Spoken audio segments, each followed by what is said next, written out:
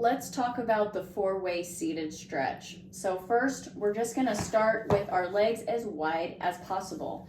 So for some of you, this is it. This is all you've got. That's okay. But otherwise, I want you to try to challenge yourself by putting your hands in the middle of your body and kind of bringing your body closer to the hands for some leverage and stability there. Now that we found a wide position, we're just going to first always acknowledge that the core needs to be strong before we go to any mobility or stretching or movement position. And so we're then going to walk your hands as far as you can. So for some of you, this is it. But otherwise, I want you to challenge the stretch. So we're gonna feel the stretch on the inside kind of groin area of the leg.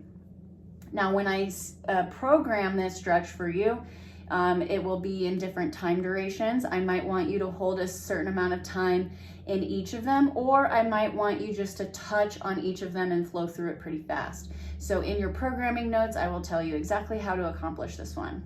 So now we've held this position for just a little bit of time. We're going to slowly lift up because for some of you that will be kind of painful and you don't want to do it fast.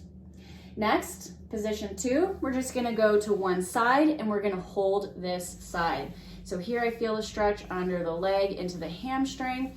We're just gonna hold that position. You can do an added stretch by bringing your arm over so you can feel a little bit right through there. However, if you feel like you need a deeper stretch, find my overhead stretch of the band so you can hit the lats and the armpit a little bit better. So that was position 2. Position 3 is just switching sides, right? So again, we want to think about having the hamstring underneath the leg,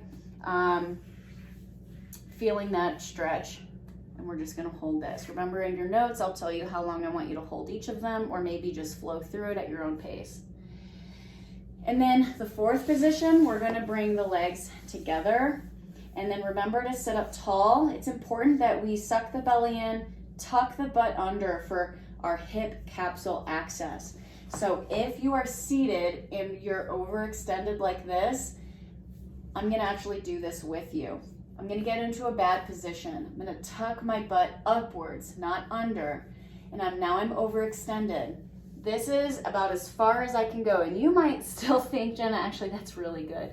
But I'm telling you now that this feels bad on my back. It feels a little bit like some bad tension right under the kneecap, and I don't like it.